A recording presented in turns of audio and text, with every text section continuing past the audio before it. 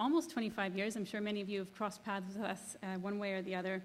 We're primarily a marine conservation group. We look at restoring the waters of the Georgia Strait and promoting the sustainability of the waters and the communities that adjoin it. So I'm going to jump right into the details of the proposal that we're looking at from Kinder Morgan. So what we're looking at is a twinning, which is a second pipeline, almost 1,000 kilometers of new pipe running from Edmonton to Burnaby, which would be exclusively for diluted bitumen, tar sands oil, almost exclusively for export. So this is not fuel for consumption for here in BC.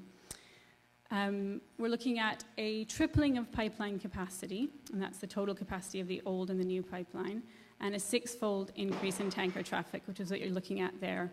An exponential increase since Kinder Morgan took over the pipeline when they bought it in 2005 already, and then a 6-fold increase if this proposal goes ahead. The oil will be loaded onto tankers at Westridge Terminal, and those tankers would then travel right through the heart of this beautiful place where we stand here tonight, right off the tip of Saturna Island in Boundary Pass. But in terms of environmental impacts, we have so much to lose here. I was looking out on the ferry on the way across here. We saw a pod of killer whales. It's a daily occurrence, I know, for many of you here. We have this interaction with this place that is so precious. And the Salish Sea is a very unique marine environment. The fact that it's an estuary system where hundreds of rivers meet the sea produce a real incredible biodiversity, a real incredible richness of life, from our iconic killer whales through to the critters under the water that we don't think so much about. The tanker traffic itself, that increased traffic, is going to be hugely impactful on those creatures, on that marine life, even if there never is an oil spill. In terms of marine noise, what that is going to do to these orcapods and all the rest of the life under the water is really significant, even without any accidents. In terms of if there were to be the spill we're all afraid of, I think it would be truly devastating for that marine ecosystem. We're talking about fish, birds, whales, plants suffocated, poisoned, disruption to food webs and habitats that would take literally decades and almost up to a century potentially to recover. We know that the marine environment up in Prince William Sound since the Exxon Valdez has yet to recover 30 years later. It's our heritage, and it is simply too precious to risk. This is a picture of an oil spill in Burnaby on the Kinder Morgan line in 2007. So this is looking at a little bit around, what the safety impacts are. These pipelines are absolutely not risk-free. We have Kinder Morgan as a company has a pretty tarnished safety record. They have a history of around 500 incidents in their short lifespan of 15 years. The company's only been around since '97. There's been about 60 incidents on the Trans Mountain Line over its lifespan, and 4 major spills since Kinder Morgan took over. So we're right to be concerned about these risks. People like to say that it's never going to happen, but we are very right to be worried. If there were to be a major spill, the community impacts around health are definitely something to be worried about, particularly with this new diluted bitumen. There's a lot more toxicity there. There's a lot more concerns around the first people on the scene and what might happen to their health. Spills of diluted bitumen in other places have resulted in real ongoing health impacts. So that's definitely something to be worried about. This is not Kalamazoo. This is not the Gulf of Mexico we're talking about. This is our own backyard. We hear a lot about why these projects are going to be good for us economically. We hear that touted and trotted across our television screens by any number of politicians and companies constantly. We really need to present that counterpoint that there are real economic risks to this project as well.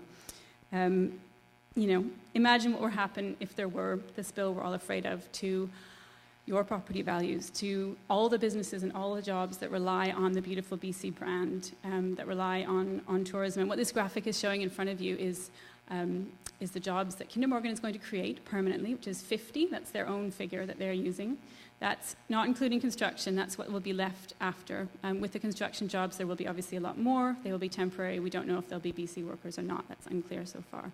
Versus this calculation is looking at 200,000 jobs that could potentially put at risk. So sectors that depend on having a healthy environment, having a beautiful British Columbia, in all sorts of sectors from tourism and fishing and film and all that kind of thing that could very much be lost.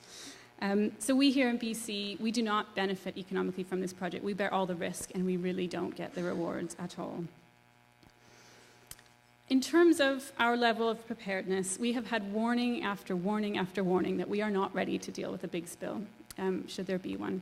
We've had warnings from the Auditor General. We've had the province of BC just a few weeks ago saying that their resources would be overwhelmed should there be some kind of catastrophic spill. So we are not ready. Our own governments know this at different levels. And yet we're looking at these proposals that are going to increase the risk dramatically. It's clear that ship safety has improved since the days of the Exxon Valdez, and I just want to acknowledge that we have got a better setup than we had in the past, but that double-hulled tankers still spill, and the majority of the causes of these kinds of incidents are around human error. So, those spills still happen, small spills every day. The Coast Guard expects a major spill every 7 years in Canadian waters. So also don't let anyone tell you that these spills don't happen, because they absolutely do. And if we did have that big one, our response capacity is woefully inadequate. It lags far, far behind other jurisdictions. And I know that the Islands Trust folks have some really good figures comparing BC's spill response capacity to Washington, and maybe they can say a little bit more. Basically, the tankers would be carrying 3 times more oil than was spilled by the Exxon Valdez, but the rules here in Canada require that we only have the capacity to clean up 10% of that amount. So we really don't have the capacity there. And even in best case scenario, we're only looking at 10 to 15% cleanup. So world leading spill response means most of the oil still there in the environment. There's also, very briefly, who's going to pay for that? Ship owners, carry limited liability in their insurance. And there's there's studies been done that shows basically that taxpayers could be on the hook for up to $9 billion for the Kinder Morgan projection, which is what that graphic on the left is showing you there. So this is a heavily subsidized oil industry, a very wealthy industry, and who's going to clean up after their mess? It's very likely, if it's a big one, to be you and me. So just very briefly on diluted bitumen, we've got a whole new set of risks here. There's really kind of a shocking lack of impartial research on how diluted bitumen behaves if it's spilled, particularly given that it's already traveling our waters. And what we do know is pretty scary. It's more toxic, it's likely to sink. The methods we have aren't necessarily going to be able to clean it up. So we're traveling in the wrong direction when we already don't know how to deal with the risk that we already have. So that's a very risky project with a lot of opposition. We've got 60% of the public who are opposed to this in opinion polls. We've got 130 First Nations who've signed the Save the Fraser Declaration, banning these tankers from their waters under Indigenous laws. We've got the Union of BC Municipalities who have passed a resolution opposing this. We've got all kinds of communities who have taken very strong positions, including the Islands Trust and municipalities, saying we don't want these tankers in our waters. So it's a very controversial project, and I just want to end briefly by talking about something that's coming up, which is where the project is at right now. We're expecting an application from the proponent, from Kinder Morgan, this fall, probably towards December. And at that point, a regulatory process similar to Enbridge will happen via the National Energy Board. And unfortunately, due to the omnibus bills, we've had real clamped on the public participation that's going to be allowed in this process. Obviously, we already have flaws in the process around it's restricted in its scope, in its, what's going to be considered. Climate change isn't on the table.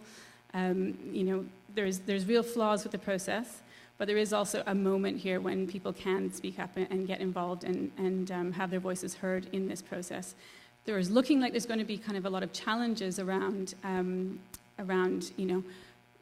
filling out this big 9-page form to even be heard, and the NEB then gets to decide whether you get to speak or not, which is obviously a democratic argument as well that we are fighting here, as well as an environmental project. But I just want to let you know and really encourage you to speak up in this process. There's a question around whether islanders will be considered directly affected in terms of whether they decide that you get to have your voice heard. And I think one way or the other, we are very obviously directly affected in this place. So even if you, there's going to be lots of support out there to fill out this form. Lots of groups like ours and those of us here tonight are going to be running workshops and offering that support to fill out that form and have your voice heard. And whether or not they let you speak because you are directly affected, or if they say no, you aren't directly affected, that's a really useful moment to say, as a campaign, we don't accept that. We are directly affected here, and we need to have our voices heard. So we have that right and that responsibility. And I look forward to hearing more of your thoughts later on. Thank you.